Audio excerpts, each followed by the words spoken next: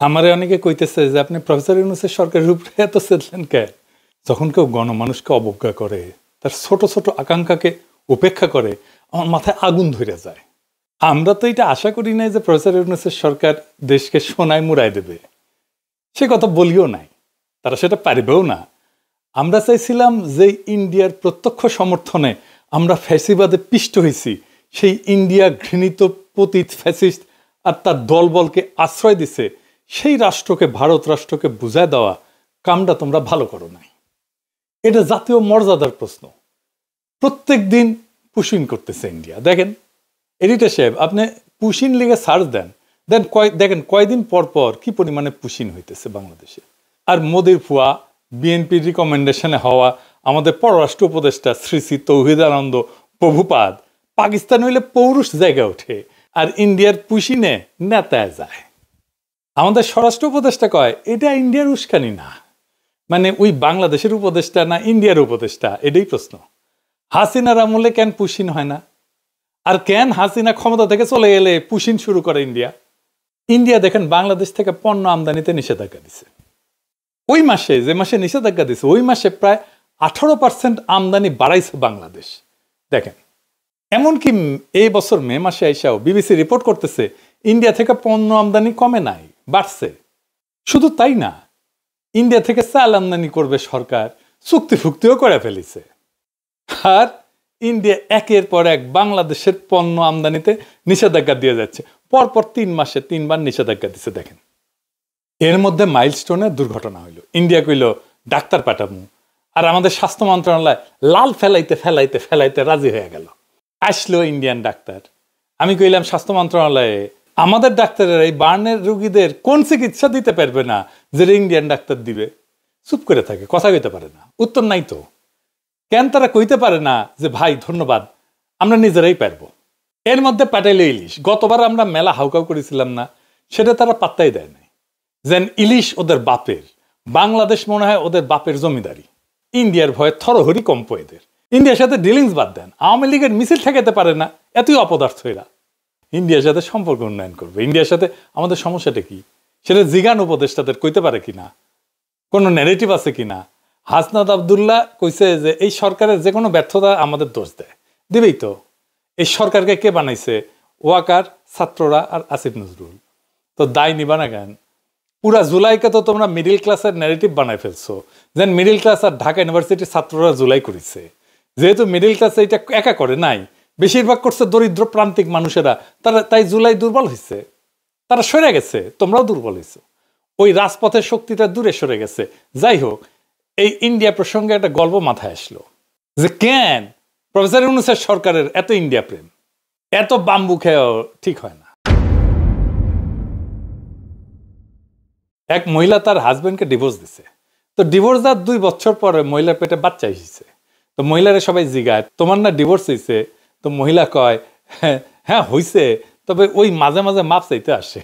তো ইন্ডিয়া মাঝে মাঝে প্রফেসর ইউনূসের সরকারের কাছে মাপ চাইতে আসে। যাই হোক, আজকের বিষয় ছিল নারী আসনে সরাসরি ভোটের বিষয় নিয়ে আলাপ করা। আসেন এটা দেখি, তাইলে দেখবেন আমাদের পলিটিক্যাল পার্টি, প্রফেসর ইউনূসের সংস্কার কমিশন আর এই ঐক্যমত কমিশন কেমন ভালসুন আর মূর্খসোদা। বাংলাদেশের সংসদে এতদিন 50টা নারী কোটার আসন ছিল। তো সংবিধান সংশোধনী কমিশন সেটার বাড়ায় নারী কোটার আসন 100তে বাড়ানোর সুপারিশ করেছে। এর উপরে এনসিপি আবার দাবি করেছে 100টা নারী কোটা আসনে নির্বাচন সরাসরি ভোটে হওয়া উচিত। মানে মরার উপরে খাড়ার ঘা। আসেন আসলে নারী কোটার আসনে সরাসরি ভোট এটা একটু বুঝে দেখি। প্রথমত আসি নারীদের জন্য আলাদা কোটা নিয়ে। এটা একটা গোত্র বা গোষ্ঠীর আলাদা রিপ্রেজেন্টেশন কখন দরকার হয়? পৃথিবীর ইতিহাসে কি এমন নজির আছে সে আলাদা রিপ্রেজেন্টেশন দিয়া সেই গোত্র করে কি? খায় না মাথায় দেয়? তারা তাদের কোন পলিটিক্যাল এজেন্ডা বাস্তবায়ন করে? এইসব কি এনসিপি ওরা জানে বা সংবিধান কমিশনের ওরা বুঝে? 2টা গোত্রের আলাদা রিপ্রেজেন্টেশনের সবচেয়ে বড় উদাহরণ আমাদের উপমহাদেশে আছে। ঐতিহাসিক বিভিন্ন সংঘাতের কারণে ব্রিটিশ ভারতের মুসলমানরা অনুভব করে যে সংখ্যাগরিষ্ঠ হিন্দুদের সাথে তাদের স্বার্থ এক না, বরং উল্টা। স্যার সৈয়দ আহমেদ খান বিভিন্ন ঘটনা ব্রিটিশ ভারতে হিন্দুদের হরেক রকমের এজিটেশন দেখা এই ব্যাপারে লেখালেখি করে যান। ভারতবর্ষের মুসলমান নেতাদের মধ্যে যেই ঘটনার ফলে এই উপলব্ধি সবচেয়ে গভীরভাবে প্রভাব ফেলে সেটা হইল 1905 সালের বঙ্গভঙ্গ। এর বিপরীতে হিন্দুদের অ্যাগ্রেসিভ রিয়াকশন দেখে আগুন জ্বালাই দিয়েছিল সারা বাংলায়। এর ফলে 1906 সালের ডিসেম্বর মাসে মুসলিম লীগের রাজনৈতিক আবির্ভাব ঘটে, যেটার ইতিহাস আগের এপিসোডে বিস্তারিতভাবে বলছি। মুসলিম লীগ গঠনের আগে 1906 সালের অক্টোবর মাসে ভারতবর্ষের 35 জন গণ্যমান্য মুসলমান নেতা প্রিন্স আগা খানের নেতৃত্বে সিমলাতে ভাইসরয় লর্ড মিন্টোর সাথে দেখা করতে যান। সিমলায় ভাইসরয়ের প্রাসাদ ভাইস রিগাল প্যালেসে এই মিটিংটা অনুষ্ঠিত হয়। সেই মিটিংয়ে মুসলমান নেতারা সর্বপ্রথম ভাইসরয়ের কাছে মুসলমানদের জন্য আলাদা রিপ্রেজেন্টেশনের দাবি উত্থাপন করে। ভাইসরয়ের কাছে মুসলমান নেতারা একটা অ্যাড্রেস ড্রাফট করে উপস্থাপন করে। সেটা ড্রাফট করছিল বিহারের সৈয়দ হোসেন বিলগ্রামি আর উত্তরপ্রদেশের সৈয়দ মীর মেহেদি আলী, যিনি নবাব মোহসিনুল মুলক নামে পরিচিত ছিলেন আর স্যার সৈয়দ আহমেদ খানের ঘনিষ্ঠ বন্ধু এবং উত্তরসূরি ছিলেন। সেই দাবিতে কি বলা ছিল, তার একটা অংশ হচ্ছে, এটা ইংরেজি যেহেতু কইছে তাহলে ঠিকই কইছে, তবে বাংলা এটা হইতেছে মুসলমানরা একটা স্বতন্ত্র সম্প্রদায় যাদের কিছু অতিরিক্ত স্বার্থ আছে যা অন্যান্য সম্প্রদায়ের সাথে মিলে না, বরং এইসব স্বার্থ যথাযথভাবে প্রতিনিধিত্ব পায়নি। এর ফলে সিমলা ডেপুটেশনে মুসলমান নেতারা ভাইসরয়কে জানায় যে সামনে ব্রিটিশ ভারতের যেই নতুন সাংবিধানিক রিফর্ম বা সংস্কার আইন আসতেছে সেইখানে যেন মুসলমানদের জন্য সেপারেট ইলেক্টোরেট বা আলাদা ইলেক্টোরেট থাকে। অর্থাৎ মুসলমানরা ভোট দেবে মুসলমান আসনে, হিন্দুরা ভোট দেবে হিন্দু আসনে। এটার একটা নাম ছিল রোয়েদাদ। লর্ড মিন্টো মুসলমানদের স্বার্থ রক্ষার প্রতিশ্রুতি দেন এবং 1909 সালে যেই মোরলে মিন্টো অ্যাক্ট পাস করা হয় ব্রিটিশ পার্লামেন্টে ভারতবর্ষের সংবিধান নিয়ে, সেখানে সর্বপ্রথম মুসলমানদের জন্য আলাদা ইলেক্টোরেট বরাদ্দ করা হয়। এইখানে মুসলমানরা কেন এরকম অনুভব করলো, তাদেরকে হিন্দুরা কি চোখে দেখতো, এসবের ইতিহাসের বাস্তবতা একদম ইতিহাসের বিভিন্ন লিটারেচার যেমন বঙ্কিম, শরৎচন্দ্র, ডিএল রায়, নীরজ চৌধুরী এদের কাছ থেকে কোট করেই প্রমাণ করে দেখানো যাবে, সেটা অন্য আলাপ। এর ধারাবাহিকতা এবং আরও অসংখ্য ঘটনার ফলশ্রুতিতে 1947 সালে পাকিস্তান রাষ্ট্রের আবির্ভাব ঘটে। এছাড়া আর একটা উদাহরণ আছে বেলজিয়ামে। বেলজিয়ামের দুইটা গোত্র আছে, ওয়ালুন যারা ফরাসি ভাষায় কথা বলে, আর একটা হচ্ছে ফ্লেমিশ বা যারা ডাচ বা ওলদান ভাষায় কথা বলে। ফেডারেল পার্লামেন্টে এই দুই গোত্রের রিপ্রেজেন্টেশন সেপারেট, তাদের আলাদা আলাদা সিট মানে সেপারেট ইলেক্টোরেট। এছাড়া এদের নিজস্ব আলাদা পার্লামেন্টও আছে, মানে খালি ওয়ালুনদের জন্য পার্লামেন্ট আর খালি ফ্লেমিশদের জন্য পার্লামেন্ট। তাইলে এতক্ষণ ধরে যা বুঝলাম আমরা, সেটার মর্মার্থ হচ্ছে একটা গোত্র বা গোষ্ঠী তখনই নিজেদের জন্য আলাদা সেপারেট ইলেক্টোরেট অথবা রিপ্রেজেন্টেশন দাবি করে যখন তারা অনুভব করে যে তাদের স্বার্থ অন্য গোত্র সংরক্ষণ করবে না। তারা অন্য গোত্রের মানুষকে বিশ্বাস করে না এবং অন্য গোত্রের মানুষ যা করবে যে সেটা তাদের স্বার্থের ঠিক বিপরীত হবে। এখন এই যে নারীদের জন্য আলাদা সংরক্ষিত আসন, এটা তো একটা হাসজারু মার্কা আলাদা রিপ্রেজেন্টেশনের বুদ্ধি, একদম টিপিক্যাল বাঙ্গু প্রগতিশীল মার্কা বুদ্ধি। কিরকম প্রগতিশীল? এই যে দেখেন দিল্লির মালমতিগঞ্জ প্রথম আলো এটার একদম ডাইহার্ট প্রমোট করে। মতি মাহফুজ আমাদের যা করতে বলবে আমাদের বাই ডিফল্ট সেটার উল্টা কাজ করা উচিত। আসেন এটার ভিতরের বিষয়টা একটু বুঝে দেখি। নারী আর পুরুষ কি রাজনৈতিকভাবে আলাদা গোত্র বা গোষ্ঠী? কখনোই না, হতেই পারে না। এটার উদ্ভট অসম্ভব প্রস্তাবনা। সেপারেট বা আলাদা রিপ্রেজেন্টেশনের প্রশ্ন তখনই ওঠে যখন কোনো গোত্র বা গোষ্ঠী রাজনৈতিক বা পলিটিক্যাল দৃষ্টিকোণ থেকে নিজেদের স্বার্থকে অন্য গোত্রের স্বার্থ থেকে আলাদা বিবেচনা করে। একটা রাজনৈতিক মতাদর্শ বা ফিলোসফিতে নারী পুরুষ উভয়ে একই সাথে পার্টিসিপেট করে। যেমন আওয়ামী লীগের রাজনৈতিক মতাদর্শ কি, সেটাও কন ভারতের পাঁচাটা, তাই তো, আর 71-এর চেতনা। এই যে আওয়ামী নারী, আওয়ামী পুরুষ, আওয়ামী বৃদ্ধ, আওয়ামী যুবক সবাই এটা ধারণ করে। একইভাবে বামাদের রাজনৈতিক মতাদর্শ কি, যেটা যাই হোক বাম নারী পুরুষ একসাথে ধারণ করে, তাই না? ইসলামী রাজনীতির মতাদর্শ নারী পুরুষ উভয়ে একসাথে ধারণ করে। এখানে নারীদের সাথে পুরুষদের কোনো ন্যূনতম রাজনৈতিক ডিফারেন্স নেই। নারী আর পুরুষ আলাদা সেপারেট কোনো রাজনৈতিক গোষ্ঠী না, যে ঠিক যেরকম যুবক আর বৃদ্ধ কোনো আলাদা রাজনৈতিক গোষ্ঠী না। কাউকে কি কোশ্মিন কালেও কোনো প্রস্তাব আনতে শুনছেন যে বৃদ্ধদের জন্য আইনসভাতে আলাদা সিট লাগবে, 40 থেকে 50 বছর বয়সের জন্য আলাদা সিট লাগবে, 20 থেকে 30 বছর বয়সের জন্য আলাদা সিট লাগবে? না, শুনেন নাই। তো এটা বলার সময় আমার ভয় লেগেছে যে কওয়া যায় না বাঙ্গুলেন তো সবই সম্ভব, হয়তো সামনে কেউ এরকম দাবি তুললেও তুলতে পারে, অথবা আর এরকম উদ্ভট দাবি উঠতে পারে। যেমন যে সমস্ত মেয়েদের চুলের রং সোনালি আর ব্রুনেট, যাদের চুলের রঙের গাঢ় বাদামি, তাদের জন্য আলাদা আলাদা সিট লাগবে। যদিও বাংলাদেশের অধিকাংশ মেয়ের চুলের রং কালো, কিন্তু পাশ্চাত্যে কিন্তু ব্লন্ড আর ব্রুনেটদের মধ্যে রেশারেশি আছে, এখন এই বাঙ্গু লজিকে চুলের রং অথবা চোখের রঙের উপরে ভিত্তি করে তাহলে সংসদে আলাদা সিট থাকতে পারে? নারীদের রাজনৈতিক পরিচয় আর স্বার্থ কি পুরুষদের থেকে আলাদা? না, একদম না।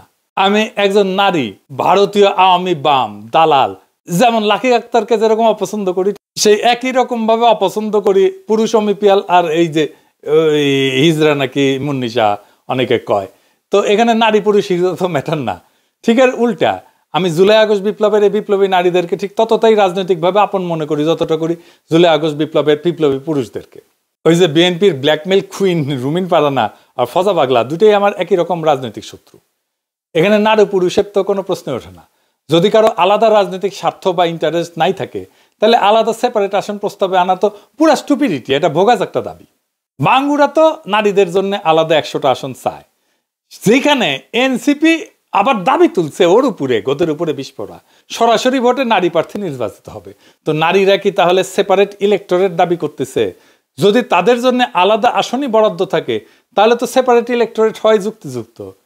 এসব আবালদের যদি এই প্রশ্ন করেন দেখবেন মাথা চুলকাইতেছে, কারণ তারা বুঝেই না তাদের দাবির মানে কি। আন্দাজে কয়েকটা টার্ম শব্দ শুনে অল্প বুঝে বা না বুঝে সেটা নিয়ে লাফানো শুরু করে।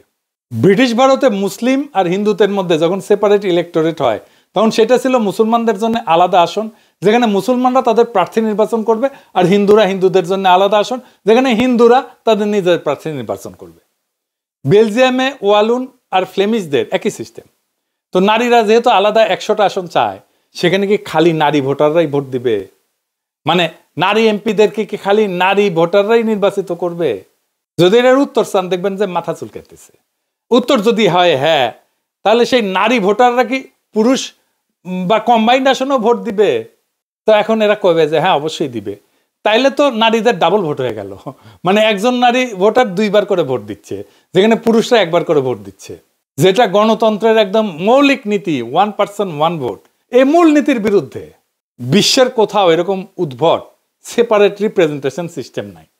আর ধরেন যদি এটা সেপারেট রিপ্রেজেন্টেশন সিস্টেম হয় তাহলে নারী তো অর্ধেক বাংলাদেশের, তো 300 আসন পুরুষের আর 100 আসন নারীর, এটা কোনো ইনসাফ হইল? আবার দেখেন এটা যদি বলেন তখন ওরা কবে হয়তো যে না না, নারী আসনে নারী পুরুষ সবাই নির্বিবাদে ভোট দেয়া খালি নারী প্রার্থীদের নির্বাচিত করবে। তো নারী আসনের মূল লজিকই তো হচ্ছে নারীদের স্বার্থ পুরুষদের হাতে নিরাপদ না। তসলিমা নাসরিন থেকে শুরু করে সব বাঙ্গু প্রগতিশীল নারীবাদীদের তো একটাই থিওরি। তো ধরে নিলাম সেটাই যদি হয়, তাহলে নারীরা কেন নিজেদের জন্য সেপারেট রিপ্রেজেন্টেশনে পুরুষদের ভোটাধিকার প্রয়োগের অধিকার দিবে? আজব ব্যাপার না? যখন ব্রিটিশ ভারতে হিন্দু মুসলিম অথবা বেলজিয়ামে ওয়ালুন ফ্লেমিশ সেপারেট ইলেক্টোরেট হয় আর 2টা গোত্র বিশ্বাস করে একে অপরের স্বার্থ রক্ষা করবে না, তখন তারা নিজেদের আসনে অন্য গোত্রকে কখনোই ভোট দিতে দেয় না।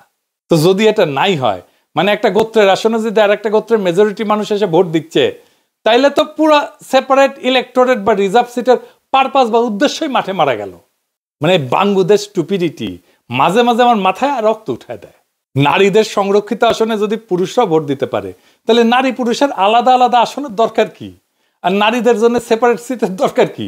পুরো ব্যাপারটা এতই বোগাস, এতই বুলশিট যে বিশ্বের কোনো পাশ্চাত্য দেশের আইনসভায় এরকম নারীদের জন্য আলাদা সংরক্ষিত আসনের কোনো বিধানই নাই। আছে? নাই। জি আর ঠিকই শুনেছেন, পাশ্চাত্যে কোনো দেশে নারীদের জন্য কোনো আলাদা নারী কোটার আসন নাই। পাশ্চাত্যরা তো নিজেদের নারী স্বাধীনতার নারী ক্ষমতায়নের সূতিকাগার বলে মনে করে, বাঙ্গু প্রগতিশীলরা তাই বলে। সেই পাশ্চাত্য জগতে 20 শতাব্দীতে নারীরা প্রথম ভোটাধিকার পায়। সেটা পাওয়ার পর থেকে আজ পর্যন্ত একটা পশ্চিমা দেশ, জাপান, কোরিয়া, কোথাও এই নারীদের জন্য আইনসভায় কোটা নাই। তাদের ইতিহাসে কখনোই ছিল না। আমেরিকা বলেন, কানাডা বলেন, ইংল্যান্ড বলেন, অস্ট্রেলিয়া বলেন, ইউরোপ বলেন, কোথাও এই বোগাস সিস্টেম নাই। তো বাঙ্গু প্রগতিশীলরা তো ক্যাথলিকের চেয়ে তো মোর পোপ হইল। মানে কেউ যদি নিজেকে পোপের চেয়ে বড় ক্যাথলিক মনে করে, এইসব আতেলদেরকে বলা হয় মোর ক্যাথলিক দেন পোপ। তো বিশ্বের নারীদের জন্য কোটা আসন কোন কোন দেশে আছে জানেন? শুনবেন? আসেন এটা শুনি। নামগুলা কিন্তু মজার: Rwanda, Uganda, Bangladesh, Nepal, Pakistan, Jordan. বাঙ্গুল্যান্ডকে তো অনেকে উগান্ডার সাথে তুলনা করে, সেটা যে একেবারে ভুল তা কিন্তু না। মানে সব তৃতীয় বিশ্বের দেশ যেখানে বোকাচোদা মতিকণ্ঠ মার্কা প্রগতিশীল আলগা নারীবাদীরা আছে, সুলতানা কামাল চক্রবর্তী, রাশেদা চৌধুরী, খুশি কবির, তসলিমা নাসরিন, এই সমস্ত কপালে বড় বড় টিপ পড়া নিরেট বুদ্ধির মালগুলা গোজামিল বয়ান গিলাইছে জাতিকে, সেই জায়গাতেই আছে এগুলা। সামনে যে নতুন বাংলাদেশের স্বপ্ন আপনারা দেখি, সেখানে সংসদে আইনসভায় এসব বোগাস নারী কোটার কোনো আসন থাকবে না। পুরা নারী কোটার আসনকে এরা অ্যাবলিশ করে দেওয়া হবে, জয় বাংলা করে দেওয়া হবে।